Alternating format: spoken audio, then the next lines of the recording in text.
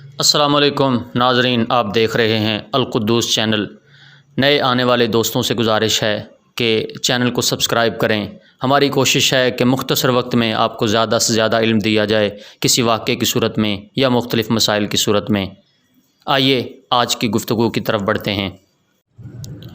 سجدہ سہو کے متعلق دو مسائل ملاحظہ فرمائیں۔ پہلا مسئلہ یہ ہے کہ فرض کی آخری 2 رکعتوں میں اگر کسی نے سورۃ فاتحہ کے بعد کوئی سورت ملائی تو سجدہ سہو واجب نہیں۔ جان بوجھ کر ملائی جب بھی حرج نہیں، مگر امام کو ایسا نہیں کرنا چاہیے۔ اسی طرح اگر آخری 2 رکعتوں میں الحمد نہ پڑھی، یعنی سورۃ فاتحہ نہ پڑھی، جب بھی سجدہ سہو واجب نہیں۔